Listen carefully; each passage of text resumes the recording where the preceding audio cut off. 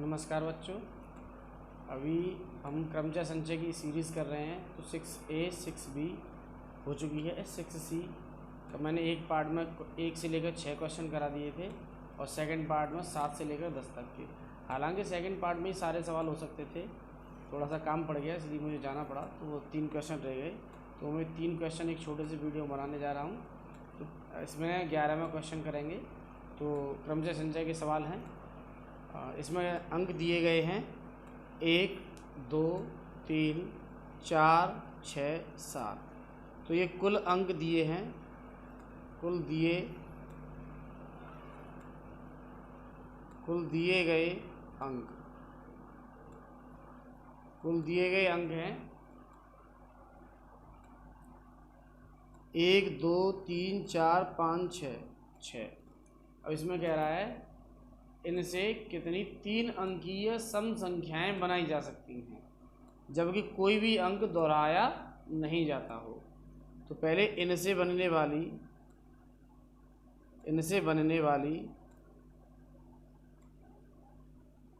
3 अंकीय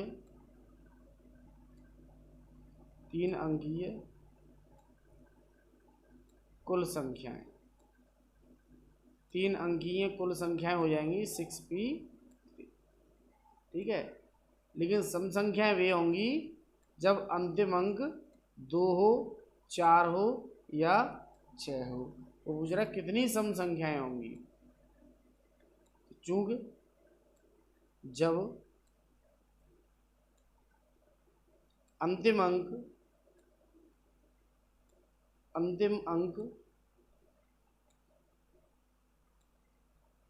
2 हो तो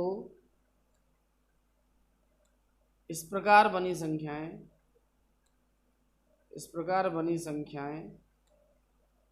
हो जाएंगी 5p2। ठीक है, 5p2, क्योंकि जब एक अंक निश्चित हो जाता है तो शेष अंक संख्या में 2 बचेंगे। 3 अंकों की संख्या में कितने अंक बचेंगे? 2। तो 2 अंकों को कितने में से छांटेंगे? 1, 2, 3, 4, 5। 5 में से 2 अंक। इस प्रकार बनी संख्या कितनी हो जाएंगी? 5p2। अब इसी प्रकार 4 लेने पर इतनी हो जाएंगी और 6 लेने पर इतनी ही संख्या हो जाएंगी। तो अतः इसी प्रकार अंतिम अंक 6 होने पर या 4 होने पर कुल संख्याएं ये भी 5p2।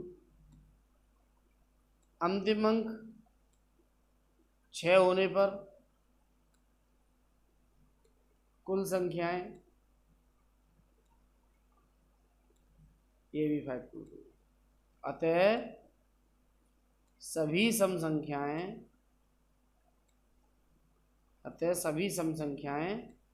3 गुणा 5p2। इसे इस तरीके से भी निकाल सकते हैं क्योंकि इसमें 3 अंक सम हैं और 3 अंक विषम हैं।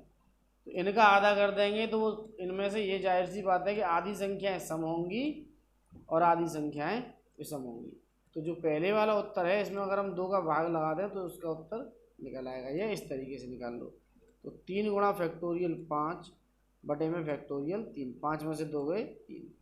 तो 3 गुणा 5 गुणा 4 गुणा फैक्टोरियल 3 बटे में फैक्टोरियल 3। इससे ये कट गया। 5 चौक 20, 20 तिया 60। संख्याएं टोटल कितनी हो जाएंगी? सम संख्याएं 60। अगला क्वेश्चन देखिए, सवाल नंबर 12वां। अब वो ये कह रहा है 1, 2, 3, 4, 5। 12वां सवाल कह रहा है 1, 2, 3, 4, 5 ये अंक दिए हैं। तो इनमें कुल अंक कितने हो गए? 5। कुल अंक कितने हो गए? 5।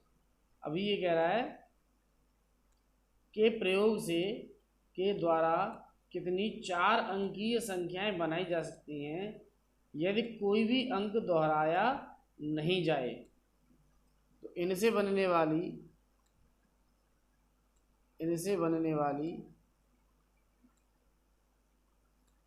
4 अंकीय संख्याएं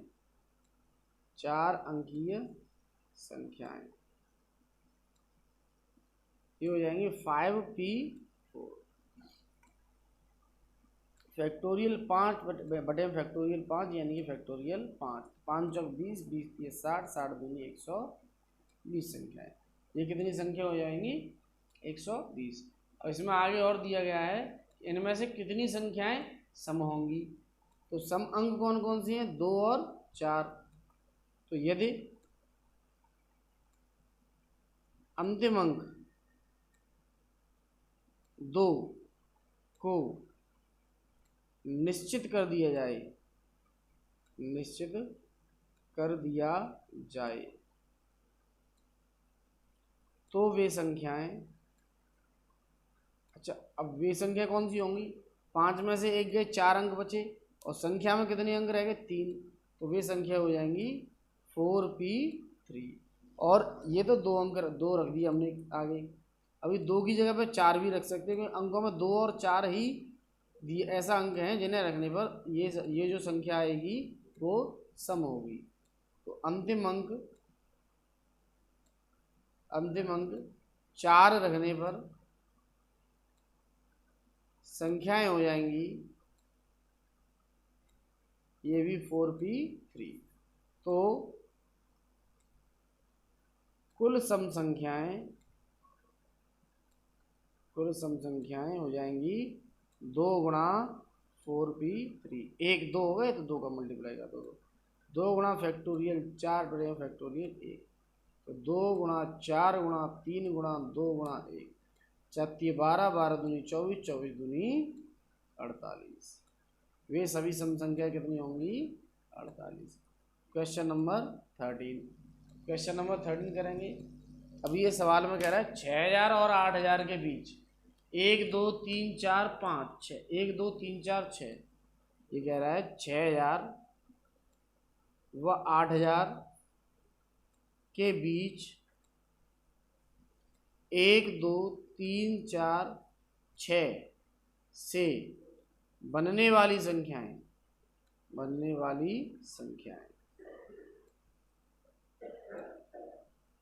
तो बात को समझिए कि इनमें कुल अंक दिए गए, कुल अंक कितने हैं दिए गए कुल अंक, तो दिए गए कुल अंक कितने हैं 1 2 3 4 5, दिए गए कुल अंक कितने हैं 5।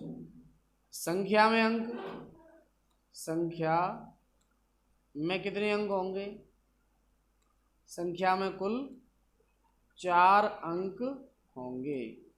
इसका मतलब 5 अंकों में से हमें 4 अंक चुनने होंगे। तो वैसे तो उत्तर इसका 5p4 हो सकता है, लेकिन इस तरीके से इसका उत्तर होगा नहीं। क्यों? क्योंकि उसने दिया है कि संख्या 6000 और 8000 के बीच में होनी चाहिए। तो 6000 और 8000 के बीच में जो संख्याएं हैं वे या तो 6 से स्टार्ट होंगी या 7 से स्टार्ट होंगी। तो जो अंक दिए गए हैं उनमें 7 तो है नहीं, क्या है केवल 6000। तो 6 से चूँकि 6000 व 8000 के बीच सभी संख्याएं 6 या 7 से प्रारंभ होंगी, 6 या 7 से प्रारंभ होंगी। चूंकि दिए गए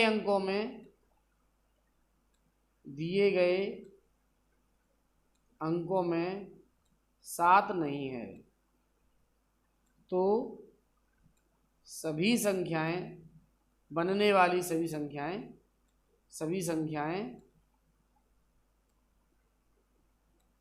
केवल 6 से प्रारंभ होंगी। तो इसमें एक अंक निश्चित कर दिया गया 6। संख्या में शेष अंक कितने होंगे 3। भाई 1 2 3 4 अंक की ये संख्या है। तो उसमें पहला अंक 6, शेष पहला अंक 6 निश्चित कर दिया गया, तो शेष अंक कितने रह गए 3। और दिए गए अंक कितने हैं 5, दिए गए अंक कितने हैं 5। अब 5 में से एक अंक चला गया क्या 6, तो शेष अंक कितने बचे 4। तो इस प्रकार बनी संख्याएं, इस प्रकार बनी कुल संख्याएं कितनी हो जाएंगी 4, 1 2 3 4 4 P3। तो फैक्टोरियल 4 बटे में फैक्टोरियल 4 में से 3 गए 1, तो 4 3 12, 12 दूनी 24। कितना हो गया इसका उत्तर 24। अच्छा ये समझ लीजिए बटे में एक फैक्टोरियल की कोई भी वैल्यू नहीं होती, और अगर फैक्टोरियल 0 आता है तो 0 की भी वैल्यू 1 मान के चलते हैं, और फैक्टोरियल 1 की भी वैल्यू 1 मान के चलते हैं। ध्यान दीजिएगा इस बात का। इसका उत्तर हो गया 24। इस प्रकार हमारी ये एक्सरसाइज 6C खत्म होती है, और अगले वीडियो में करेंगे हम एक्सरसाइज 6D। तब तक के लिए धन्यवाद, नमस्कार। Please subscribe the channel. Thank you.